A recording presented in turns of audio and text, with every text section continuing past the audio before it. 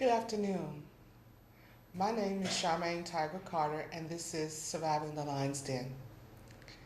I'm coming back to you after about a couple of years of hiatus.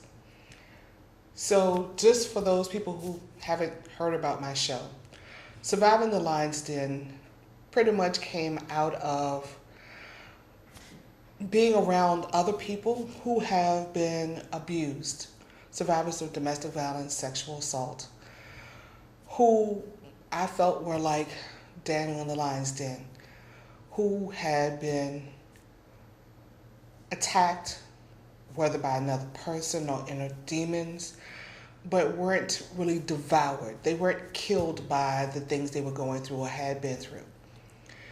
So that's how I got Survivors of the Lion's Den.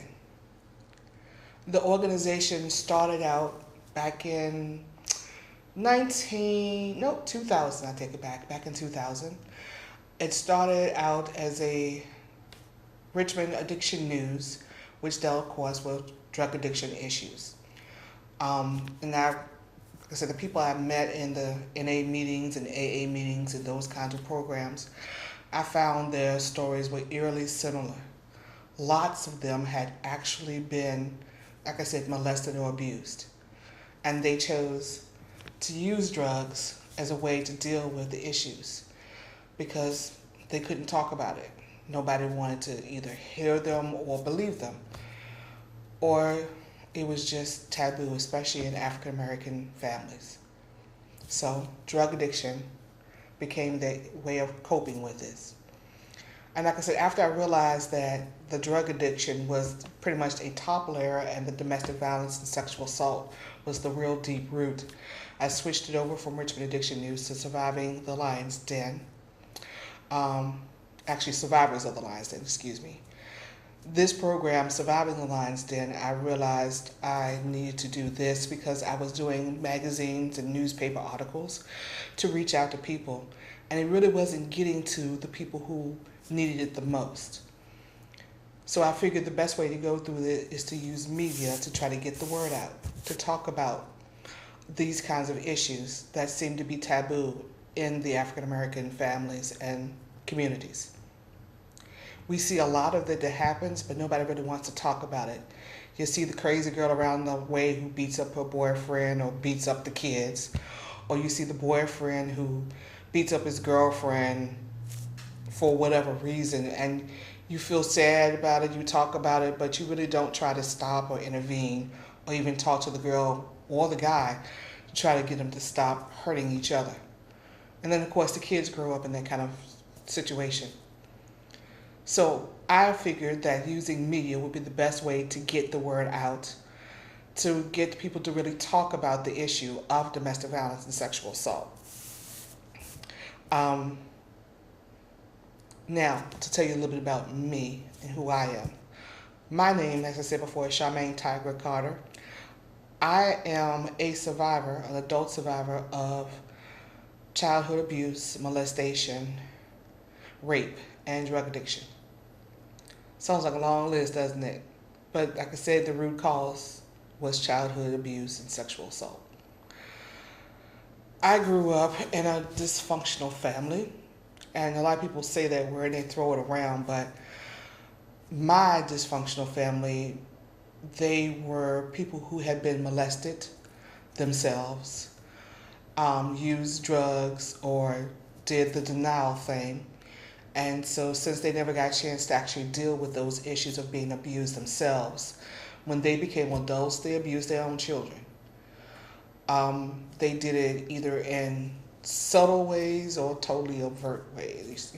Either way, they still did it because they hadn't learned, they hadn't grown, they hadn't learned the best way to handle those kinds of emotions and feelings. So they did what they would learn or they were taught. The cycle of abuse continued. A lot of people call it, especially in the Christian world, they call it generational curse.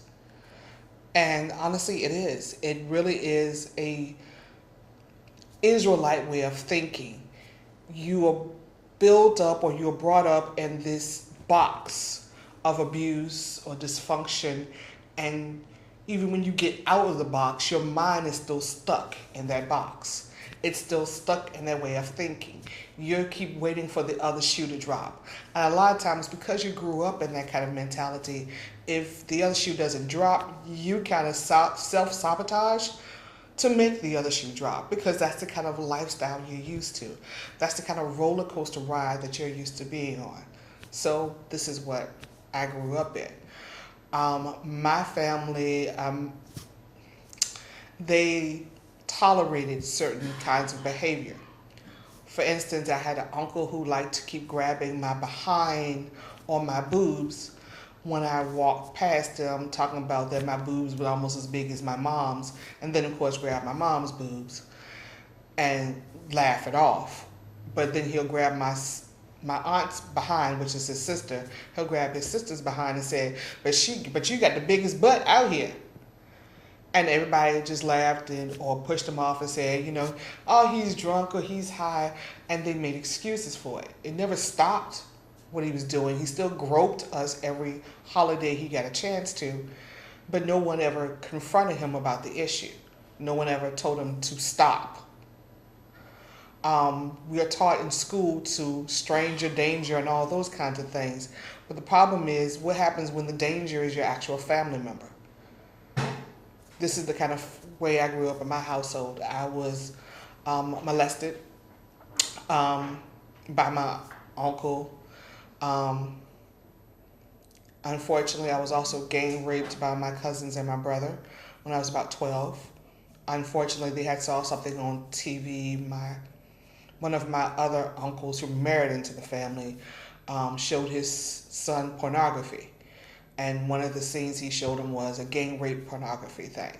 So my cousins and my brother tried to recreate that as me being the victim.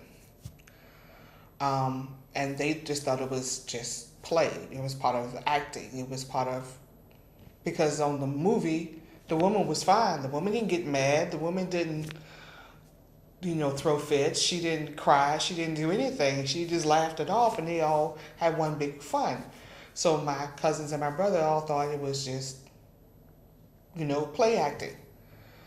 They didn't realize what they were doing was actually rape, and of course it traumatized me. And when I told my family about it, my mom and my aunts, my cousins and my brothers, realizing they were in trouble now, they all lied and pretended like, I made the whole thing up. And from that moment on, the molestation and rape continued for my cousins and my own brother until I was about 16 years of age. And no one stopped it because no one believed me. Of course, all that led to me doing alcohol, drinking a lot of alcohol in my teenage years. And honestly, I got the good grades in school, not because I was all that smart, but I realized if I was doing my homework and studying, then my cousins and my brothers couldn't bother me because I had my books. And I had a legitimate reason not to be around them. So I stayed in my room with my books and my music and TV and delved into that world to try to escape what was really going on. Time went on, and as I got older, I got out of the house, went to college, and I went to a college as far away from my house as I possibly could without actually leaving the state. The only problem is by that time, that victim mentality, like I was saying before, that Israelite mentality, that victim mentality had become a part of me, and I didn't realize it. So when I went to college, one of the first things that happened was I got date raped. Actually, I got date raped twice. One was for a fraternity party, and then one was the actual boyfriend I had in college. But like I said, by that time, I was picking the wrong kind of guys because I was still used to that traumatic experiences. And I kind of got used to that crazy pattern. Not to mention, of course, my mom was verbally and physically abusive. I would get smacked in the mouth or hit in the back of the head for what she called talking back, but it wasn't always talking back. A lot of times it was just challenging what was going on. And so she didn't want to hear that, and so I got hit for that. But as time went on, I started doing harsher drugs. I ended up getting on crack. I ended up getting pregnant, ended up losing the child. Not that he didn't die, I actually got the child was taken away from me because I was on drugs.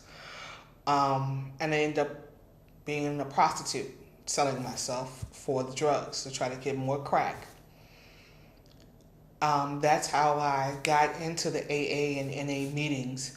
I finally had enough of it after a while and got some help. And that's when I realized my problem wasn't just the drugs, it was actually the stuff that happened to me that I never actually got to talk about, I never actually got to deal with, because as my family kept telling me, I had an overactive imagination.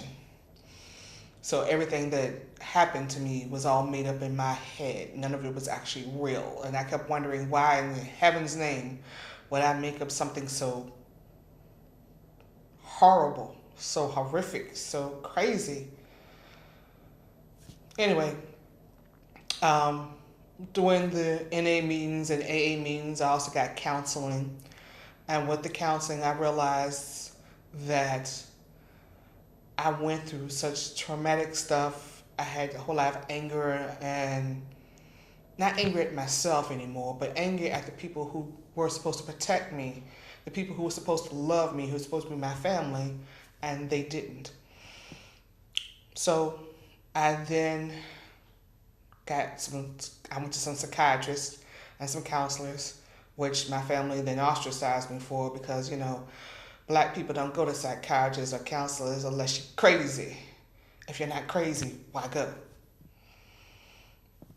So I got some help, and then I realized that I needed to write the emotions down. That was one of the things my counselor said. So I started writing.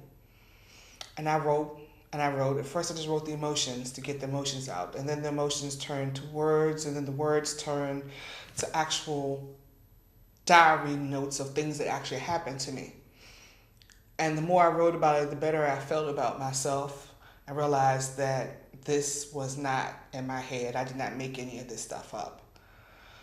And then that turned into a book, my first actual book.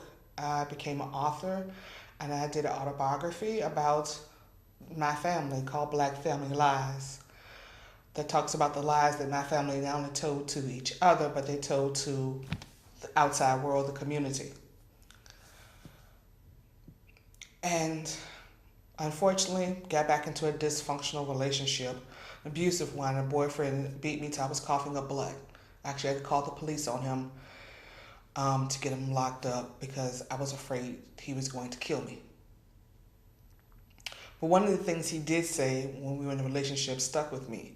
He said, if you've been through all this and you can't help somebody else, then you went through all that for nothing. That really stuck with me. So I started the Richmond Addiction newsletter, like I said, the newspaper that dealt with drug addiction. And then I realized, like I said before, keep going to the meetings, I realized that the underlying problem was the child abuse and the molestation that happened to me that caused me to use the drugs. So what I want to now tell you about is the direction of surviving the lion's den.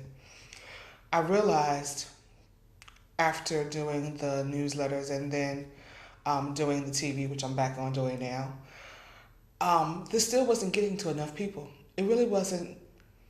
I wasn't able to do what I wanted to. The talk show was great, and I still think we need this talk show, which is why I'm back. But it still wasn't getting out or getting the point out, because people watch you and they hear you talk, and unfortunately, talk TV is just like da da da da da da da da, and people tune it out. But movies, TV shows, even web series, people pay attention to those. They will put everything down, cut the phone off, and tune into a movie or tune into a TV show. And I've realized that maybe I can go in two different directions. Still do my talk show, because we still need to talk about these issues. But also do something called Carter Entertainment, which does short films, TV shows, and movies about domestic violence and some of the problems that the inner African American community has. Not so much inner, but just the African American community. I mean, because I was raised in a dysfunctional, abusive household. But my mom made $40K a year. Single mom now. She was what they call middle class. We didn't really want for anything. We had plenty of food to eat. May not always been what we wanted to eat, but we had plenty of food to eat. That don't mean government cheese. I mean, we had to open the refrigerator, there was food to eat. And my mom had a car, and then when I got a little older, when I was 15, 16 years old, she had 2 cars, one for me to drive and one for her. So we were well off, but the domestic violence and the dysfunction still continued. Had nothing to do with how much money we had or didn't have. It was all about the inner workings of what happened to my family earlier and the fact that they never got out of that cycle. They never learned any new behavior. And so it just kept going.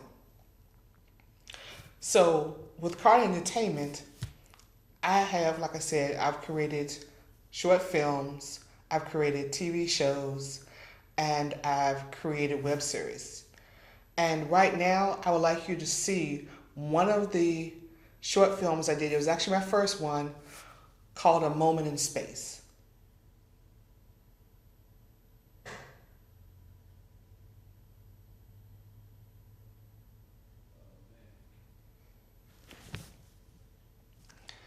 Seems we're having technical issues. Maybe not working.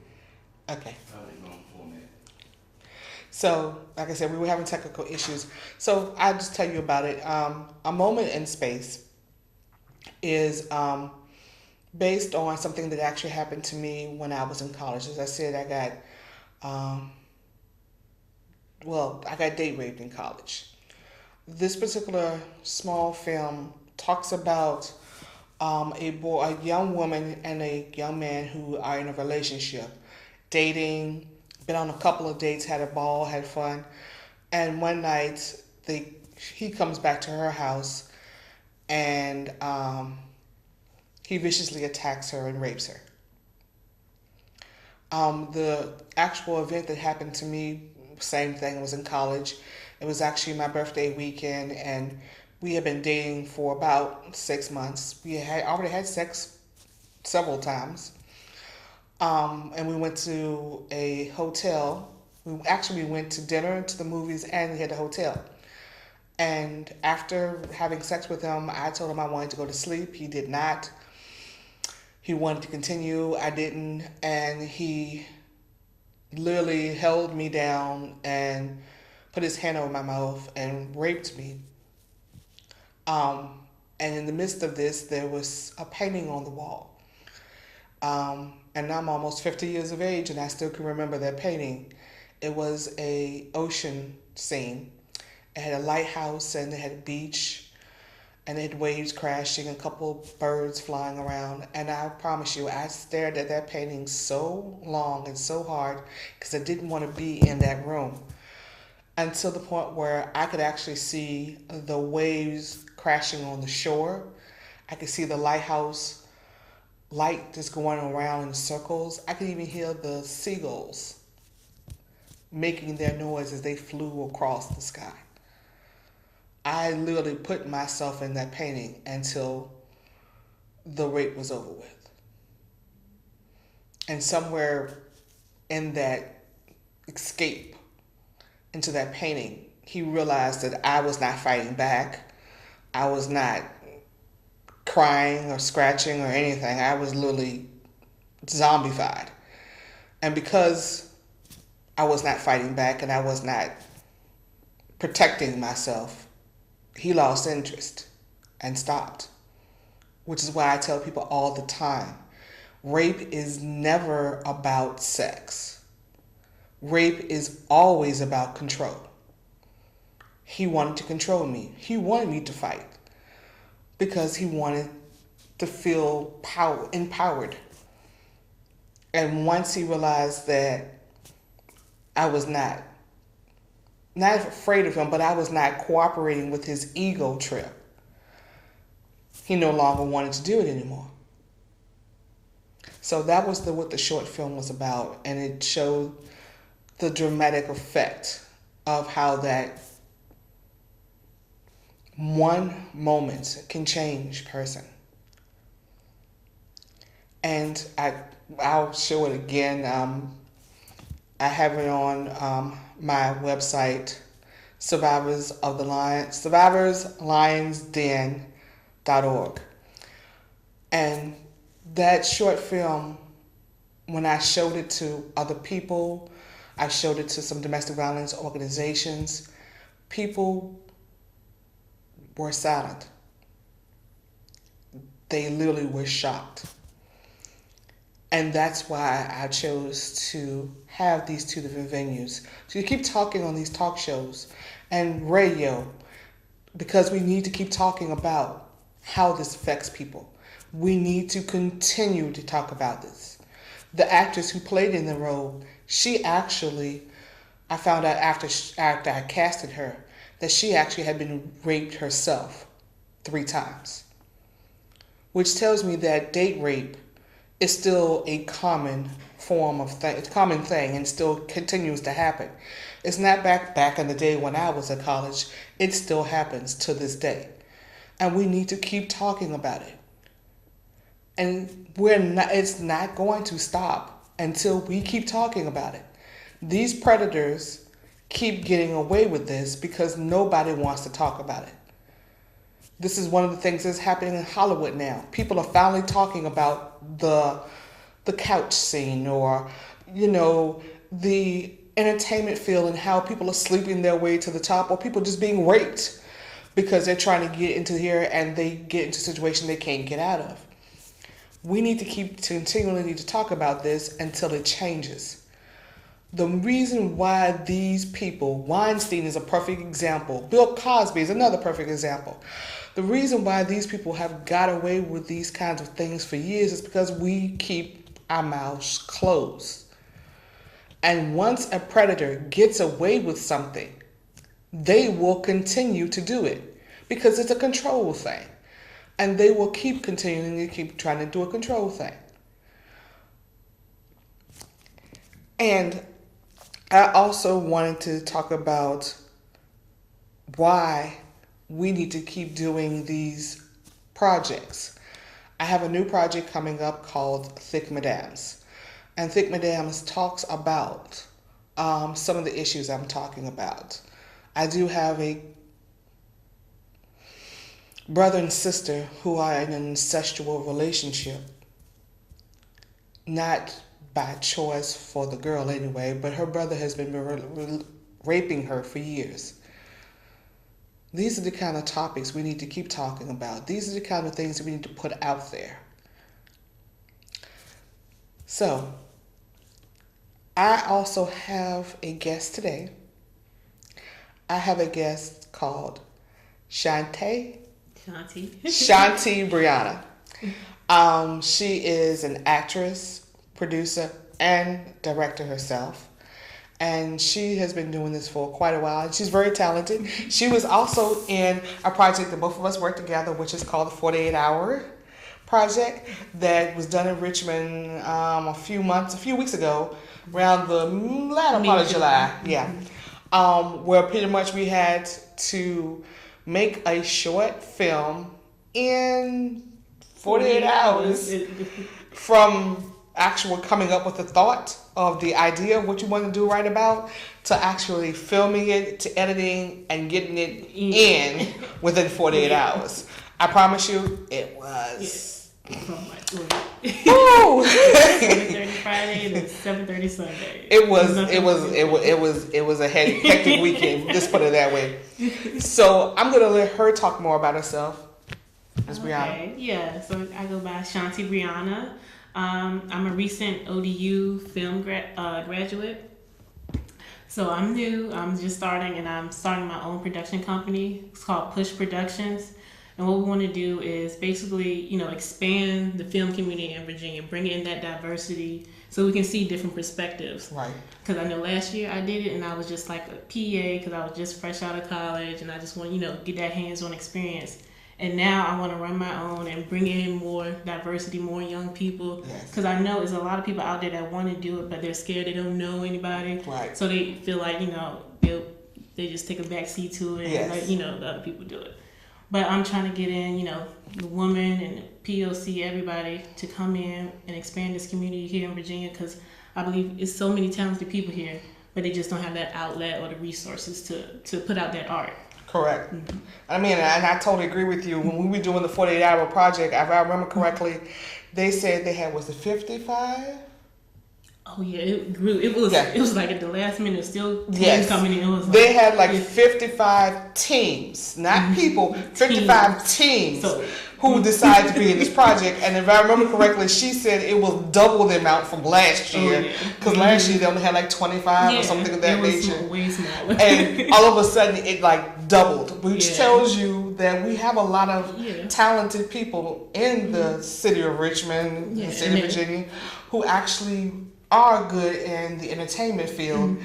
They just need a chance. They need a chance to, try their things, to get their stories out, to talk about different things. For instance, the one that I did, because I was the producer of that one, was called Soft Steps. And it was talking about a little boy who was being chased around the church. And somebody was actually after him. They saw bruises on his shoulder and those kinds of things to kind of hint at domestic violence kind of issues. And he had pictures drawn on his paper of a giant heart that had blood and fangs and all that stuff come out. And the reason why I even mentioned that is because we asked him to draw a monster. And I was really surprised that the monster he drew was a heart with bleeding and blood coming out of it. And the reason why I say that, because children are very bright. And he knew the kind of topic we were talking about, even though he didn't know exactly what it meant. And so for thinking about abuse, he was thinking about a person who really says they love you, but is still hurting you. And so that twisted kind of look, and I just love the way he did that, and it really showed me that even a child can still understand the concept of somebody who loves you but still hurts you. Even if he did it in an abstract kind of way, it still showed that. And I didn't come up with that idea. I would love to take credit for it, but I didn't. I didn't come up with that idea. I had a young writer, Kari, who was from VCU. She was a student. She just graduated, and she came up there with that storyline, which also tells me, like I said, how many young, talented people we have in the Richmond Tri-Cities area who have those kind of diverse kind of backgrounds to pull from to talk about relevant issues. That's what we want to do at Push Productions, bring those different perspectives and bring them to the forefront, because we're tired of seeing the same old story. God knows I am. So we want to bring in those young kids, especially they have all these fresh new ideas and they're smarter than what a lot of adults want to give them credit for. So bright, so creative. And a lot of times people are like, well, because both of us have production companies, so you understand what I'm saying. A lot of times, you work with people and they're like, well, what kind of credentials does blah blah have? I'm like, okay, first of all, when we all started out, we didn't have credentials to go with, so you got to give them some kind of starting point. Now, they might not do the best job, but at least you can do something to work with. And maybe next time they'll do better. But if you only ask for the cream of the crop, the best, you don't know what you're missing. You're missing out on some very talented people because you want them to have this nice long pedigree and all this stuff. And my thing is, and if they had that kind of pedigree, they wouldn't be working with us. I was open to anybody who wanted to learn, because filmmaking, you always learn. I don't care what stage you're at, you still gonna learn something new, because there's always something new coming out, wise, and all types of media formats and stuff like that. So I'm open to anybody who wants to learn and want to join. because it's a community at the end of the day. That's you trying to get this art out, and people have different ideas and different perspectives on things. So it always the diversity of it brings out the best in everybody in the whole process in the bigger picture. I mean, because honestly, the people who have been here for a long time, like I said, the people with the long pedigree and stuff, they're gonna do what sells. Yeah. Excuse me. And a lot of times, what sells is great, but it doesn't really get a message across. I mean, how many diehards can we have? I'm just sorry. I'm just saying. I mean, how many ultimate Bourne things and Bourne? Come on, how many James Bond movies can we have? Not that I don't love James Bond, because I really do. I love the franchise, but seriously, how many James Bond? Because it's always going to be the same story. It's going to be James Bond fighting bad guys with some hot girls, and in the end, James Bond wins. He gets the hot girl, and then the end of the movie. You already know the story. You already know the story. It's the same old regurgitated stuff. Yeah. I mean, it is. And Hollywood likes that because it makes money. And I understand, at the end of the day, making money. But these young people are not more about making money per se as they are about telling a story, making a mark, making a difference. Yeah. And that's the main reason one of the reasons why I got into it. Actually, I'm going to tell you a funny story. I got into acting and this whole entertainment field quite by accident. I was in a relationship with a guy for 10 years. It was dysfunctional, but it wasn't abusive. But it was just dysfunctional. So anyway, we broke up and I was so hurt. I went overboard. I was just so hurt and I was just so mad, and I told him to get all this stuff out and all this kind of stuff. To the point where when he wasn't getting his stuff out fast enough for me, I went to his job and told him, "Give me my key back and come get your stuff." Cause that's just how hurt and just how I just wanted everything gone. Everything that reminded me of him just out of my life. So I admit I went overboard. Well, he told me that I was being a drama queen. And I was just being way over dramatic and all this kind of stuff. So I wanted to prove to him that I was not a drama queen. I am not dramatic. I don't know what you're talking about. So I auditioned for a program came in through Richmond for people who wanted to be in the entertainment field. They were looking for actors, singers, dancers, those kinds of things. It's a school kind of thing. And what happened is if you got into the program, you paid X amount of dollars, and then you got into this competition to showcase your talent in Florida at the end of the year. No problem. So I just knew I wasn't going to get it in. So I went and got my hair done and all this stuff and, got my little script and, rehearsed and everything.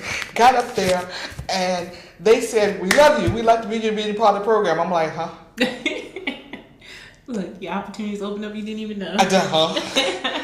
And I was like, no, I'm doing this to prove to my boyfriend that I'm not a drama queen. Well, no, you just want the money. I understand you just want the money, but just tell me the truth. They're like, no, you actually have talent. Yeah. It's raw, but you got talent. Right. So I was like, okay. And so I paid the money and I did the little classes. I went to New York for my first time. And I went up to New York and they had a whole weekend of training they had actors from Law and Order and comedians off of Broadway and all this kind of stuff. It was, not Broadway, Las Vegas, excuse me. It was wonderful. And so they told you how to go online and go to these different websites and, be extras and that kind of, to start out at the bottom and work your way up. No problem. So my first paying gig, was an extra on Oprah Winfrey's Greenleaf. Oh. Yeah, I know. So I was part of the choir. Oh, okay. And I was just happy as a choir because, now mind you, I was still working full time, and they wanted me in Georgia, where the show was filmed at, on a Wednesday at 8:00 in the morning. I got off work, I went to sleep, and I drove from late Tuesday night all the way down to Georgia and got there on set early Wednesday morning. Just to do this thing. because I love the show Greenleaf, and I really was just really excited to see the actors. You know, I just really excited to see the actors. Anyway, I get there and I do my little part and all that kind of stuff. And as we're going to close up, in walks Oprah Winfrey. Now you talking about somebody with the mouth hitting the floor? I was just too through. My mouth hit the floor, and everybody, and I heard people screaming. I was like, "What everybody screaming for?" And I'm looking over there at Oprah Winfrey, and by this time, I was used to full figure Oprah Winfrey. I didn't realize that she had lost all this weight. So this woman comes walking, that's not Oprah, and then she gets closer to the stage, and I was like, anyway. I met Oprah Winfrey. She shook my hand. You know, she talked to everybody, said everything, and what happened, I found out, was the first taping of each season, the very first taping, she comes on set to meet everybody and thank everybody. And you don't really see her anymore, but the first taping, and that was for the second season, and I was just,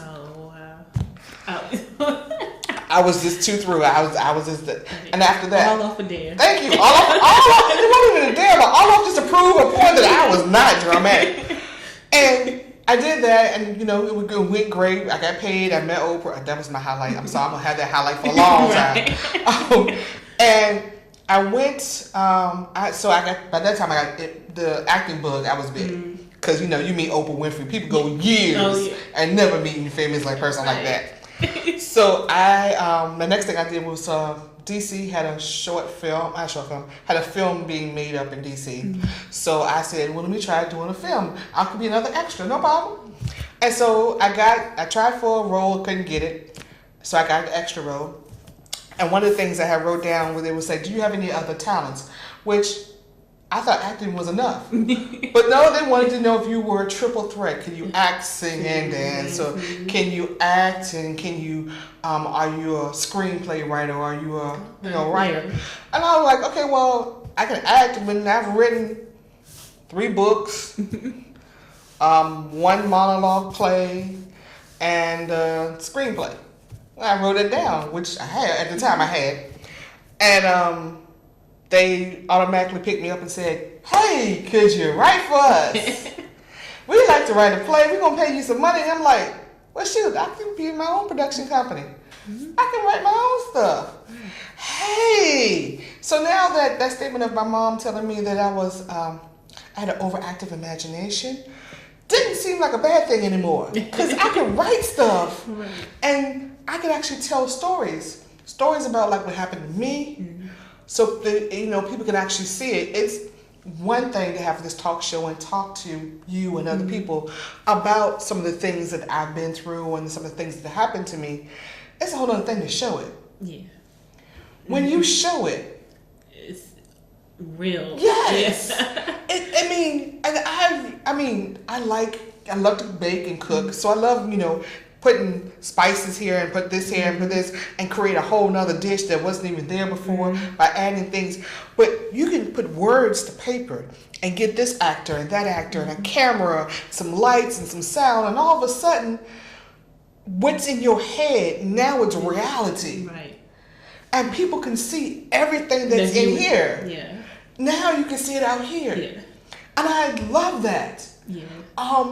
And there's so many issues out here that we can talk about. Like me personally, because of what happened to me, of course, I talk a lot about domestic violence and sexual assault. But when I saw, a good example, Precious, when I saw the movie Precious, oh my God, Precious just was like, yeah. It was like she was my sister, right. The poor sister, but she was like my sister because she had gone some of the same things I was going through. And I'm sitting going, God, thank you. Finally, somebody put it out there for somebody to see. Yeah. And I loved it. Yeah. The only problem I had with it was in kind of narrow domestic violence to poor black inner city people. As if that's all it happens to and all it goes from. And I really hated that. No. But the story, oh my God, the story was wonderful. The actress was great. Yeah, yes. But see, my thing was, that was the first time in a long time that I've seen somebody actually talk about domestic violence situation without throwing a joke in it, without downplaying it. Yeah. Just made it just the focal point. And I was really in love. One of the reasons why I fell in love with Greenleaf. Yes, you have the church thing, but the focal point is Uncle so-and-so couldn't keep his pants and started messing with his own family members. That was the whole focal point of Greenleaf, and the child who was being molested after all these years got on drugs, got sexually promiscuous, prostituting, and after a while just couldn't hang it anymore and killed herself. That was reality. And I really, really, really, really loved it. And I still love it. And to me, it was kind of like they put the dysfunctional relationship and like Dynasty or, Dallas mixed it together. So you got the rich black folks with all this stuff going on. But I still loved it. And the fact that they put it with the church was even better. Yeah. Because people seem to think that domestic violence is in this little bubble right here, and it only happens to a certain amount of people. Yes. And rich, black, purple, green, it don't make a difference. Yeah. It happens all everywhere. So tell me about some of the other things that you worked on. Well, recently with the 48-hour project, that was sort of something I wanted to do. My project was called Good Grief. It was basically dealing with a teenage girl dealing with losing someone real close to her for the first time. Yeah. And recently, for the past couple of years, I had, older family members pass away, like my grandmother, my aunt, and then I had a best friend, her grandmother had recently passed away too. So I was like, you know what? We're dealing with all this grief, and not a lot of us are talking about it. Yeah. Because we don't, it's just like, we know it's something that's going to happen. Right. We have to just go through the motions of it, but we don't get to talk about it, and we don't realize the different stages that we are going through, like that we just don't know what to explain. So I just wanted to communicate that through the film, and I wanted to dedicate that to them, as my little tribute. So that was something fun for me to do, and something, sort of therapeutic. Right. Yeah. And that's another thing people don't seem to realize. It's therapeutic. Yeah. It's very therapeutic. Now it's therapeutic for us who write it. It's therapeutic for people who see it. Yeah. Because, first of all, I saw her movie. It's good. It's really good. Next time, we will put it on the show. We going to get copies of it. Yeah. You going to put mine and yours on the show. Okay, gotcha.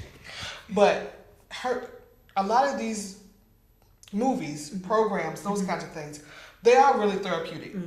And honestly, I love Hollywood. Believe me, I love Hollywood.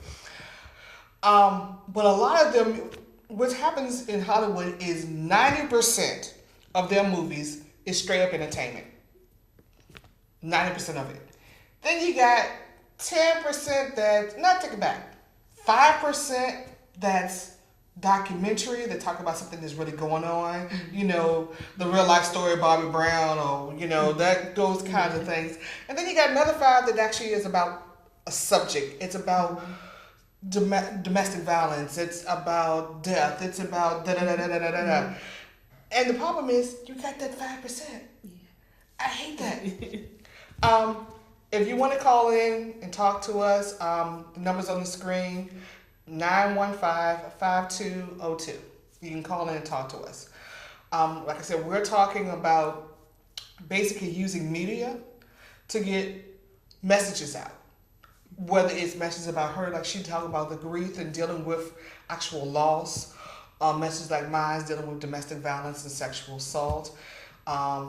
These kinds of things, we have realized that in this fast-paced world, talking on shows like this gets only a small percentage.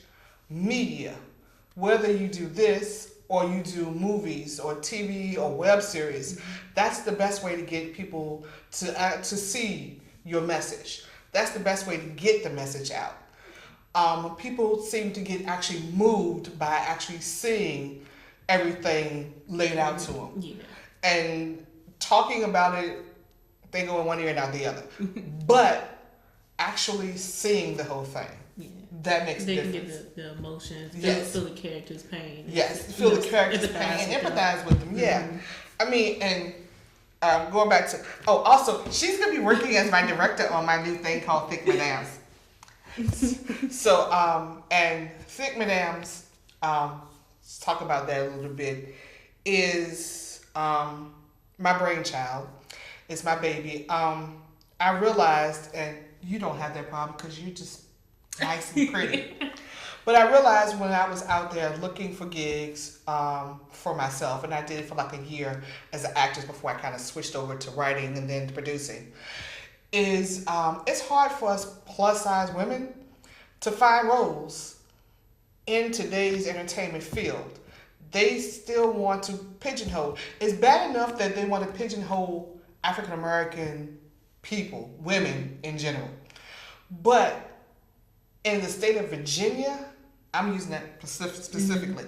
In the state of Virginia, if you are African American female over a certain age and plus size, they want you to be somebody's slave, somebody's mammy, or somebody's big mama. I ain't none of them people. And half the women I know who are plus size ain't none of them people. And I hate being pigeonholed into being a certain particular person or character. That's just... it's yeah. not real. No, it's not real. And my thought frame is, when I looked at America, when you look at a typical American now, most Americans are plus size. Most Americans are at least a size 10, 12, at least. Right. And even then, that's still being nice. But most Americans are at least 10, 12 and up. Right. There are very few people who are size 2, 4, 6, 8. They're not. They honestly, right now, those sizes, anything below 8 and below, those are the minority. They are the very rare pearls in the middle of the whole ocean. When I go to the store, I can't find my size. Thank you. And so the truth of the matter is, there are more plus size people out there than there are size 2 through 8. But entertainment only wants to focus on the 2, 4, 6, and 8. And it's just wrong. We have tons, and you know this is true. We have tons of plus size stores out there now. It didn't used to be that way 10, 20 years ago, but now you can, if you go online, you can find a plethora. You got Torrid, you have even the mainstream. Yeah, even the mainstream ones. Have added on plus size. You got Lane Bryant, you got Torrid, you got, like I said, even Victoria's Secret got the plus size stuff. Everybody is now realizing that there are more plus size people out there, so they're expanding their lines, their clothes lines, for more plus size people. So if that's the case, why isn't entertainment catching up with it? I have nothing. Okay. So that's the reason why I came up with Thick Madams. Thick Madams is about 4 beautiful, full-figured ladies who are successful women, who got men most of the time. And you talk about their relationships. There is a TV show that I actually love called Dietland. Dietland is a good show simply because it focuses on a plus size Caucasian woman, and it talks about her life and her struggles working for a fashion magazine and dealing with those kinds of self-shaming issues that come along with being in the fashion world and her being plus size. And the truth of the matter is, like I said, there are more of us out there than there are them. The only problem I have with Dietland is because it focuses on this beautiful full-figured Caucasian woman, but there's no sister role. Where is the full-figure, beautiful African-American female? Asian, the list goes on, but you're focusing on this one, so where is... the rest of us? Yeah, the rest of us. Where are the rest of us? Because we get even 10 times worse. Thank you. We are just as beautiful and full-figured and successful as she is. So where are we on there? And in Hollywood, we do have a handful of beautiful full-figured sisters. And what ends up happening is, once they get successful and got a couple of movies in them, they all have surgeries and get small. Or they go on these extreme diets and lose all this weight, and with the people behind the scenes who are in charge, usually white men. There's always been a white boys club, and so now I think with people like us coming forward and want to be the people behind the scenes that's making the calls, we can now change that image, change that view, that perspective of us, and get that change going. And honestly, and that's the reason why I'm really glad to meet you. And because we do need more African American producers, directors, writers, cinematographers. Yeah. We need more of those out there. And I have no disrespect to the Caucasians or any other nationalities out there and in the entertainment field, but you see a ton of Caucasian, whether you're young, old, or in between, producers, directors, cinematographers, writers out there that are Caucasian. Not so many for the African American, not so many for the other nationalities. We need to have more of those out there. And we're trying to do that here in Richmond. We are really trying to do that here in Richmond. And this is some of the things that I'll be talking about.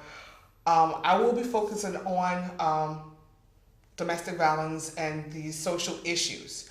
Not just domestic violence only or sexual assault only, but just some of the social issues that are going out here in the community. Now, Black Lives Matter, I'm not going to be talking too much on that subject. Not that we don't matter, and not that the police situation is not crazy. But I think that's better left for someone else's show. I want to deal with some of the issues that are in the actual African American community that we don't talk about, not only to others, but to each other. We don't talk about domestic violence. We don't talk about molestation in families. We don't even talk about mental illness. Yeah, that's a big thing I want to broadcast is showing that mental illness. We deal with so much, and we don't talk about it at all. You just gotta keep going. You gotta keep worrying and ignore it. Yes. And not realizing it's really eating you up inside, and you have these outbursts, or you're not dealing with stuff the way you're supposed to be dealing with it. And it's because in the Black community we don't. Yeah. You talk about healthcare. Mental health. Yes. Issues. I know what you mean. Yeah. So. We truly we keep it inside, and like I said, we tell each this lie that we Black folks, we don't go to counseling unless you're crazy. Right, and then we're trying to figure out why so and so's alcoholic and so and so's on drugs. Because what you think? They're going through something, and we're not talking about it. No, not going to see a therapist, not going to see anybody about your mental health, and your mental health is really important as much as your physical health is, and it's something. Yeah. We don't talk about it. And you're absolutely right. Yeah. We do not talk about it. I have a aunt, God rest her. I love her to pieces. She's still alive, but I'm just saying, God bless her heart. And she is bipolar. And I had no idea she was bipolar. Nobody said that she was bipolar. They just said, "Oh, she." No, they didn't even say nothing at all. The only reason why I found out she was bipolar was because I guess she had called everybody through her phone thing and got to my name and called me at 2:00 in the morning, talking about how much she loved me and how blessed I am and God loves me and she loves me and the world is just a wonderful, happy place and she's just so glad that I'm here. And she just went on and on for about a good 15 minutes about how much she loved me and how da-da-da-da. And I'm like, are you okay? You called me 2:00 in the morning to tell me how much you love. Are you okay? Is there something going on? And so she was like, no, I just want to tell you how much I love you. I'll talk to you later. Bye. And she hung up the phone. And so I called people when the sun came up. Yeah. I called people to say, what happened to Auntie so-and-so? She just called me, blah, blah, blah, blah. Oh, she's off her meds. What meds? Right. Well, she's blah, blah, blah. No. What? This is new. Yeah.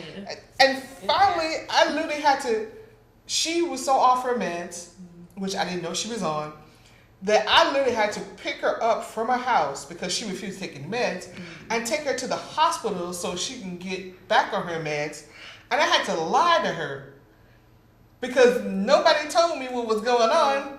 You know, Yeah. so I had to lie to her and tell her we were going to McDonald's and then drop her off at the hospital. Yeah.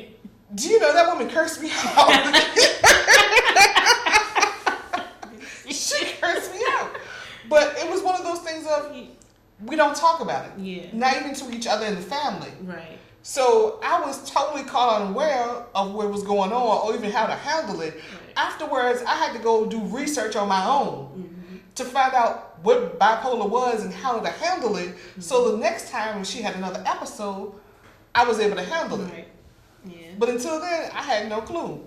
So anyway, we're running out of time. I'm so sorry. Well, we had a wonderful time talking. Yes. Thank you for coming in. You got to come back again. We can bring your film. You can bring your little short film so we can show you a short film. We're going to make sure it works this time. And we're going to test it out and make sure it works this time. But thank you very much for tuning in to Surviving the Lion's Den. Next week, we will have both of our videos up here for the show. I'm going to see if I can twist the arm again and get her to come back. So we can talk more about the short film and how the 48-hour project is.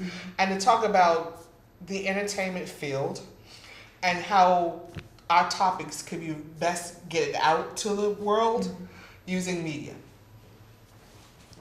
So if anybody wants to call in, you know, the number is still there, 915-5202. And we'll be glad to talk. But next week I said we'll be having her back again. You will come back, right? You will come back? Yeah. You will come back, right? She's going to come back. And we're going to have our films this time. Yeah. I'm going to bring mine for the 48-hour thing, and she's going to bring hers. Excuse me, so we can show each other, so we can show people what our projects were, and to show how we try to use the media to talk about the different topics. And I might squeeze in somebody else's project in just to be on the safe, just to be, you know, even. So I don't show just us. And I thank you for tuning in to Surviving the Lion's Den. I hope you have a wonderful afternoon. We will have our contact email information on after this. So if you want to contact us personally, you can use our email to contact us. We'll be glad to get back in contact with you. And if you want to see the actual short films that we both did, I think both of ours were under 7 minutes, right? Yeah. Yeah. So they're both under 7 minutes. You can see those as well. We're not doing it for funds. We're just trying to do it so that people can get the word out and actually to help people healed. That's what Surviving the Lion's Den is all about, helping people to heal and to grow. So thank you very much for tuning in. Thank you for coming. No problem.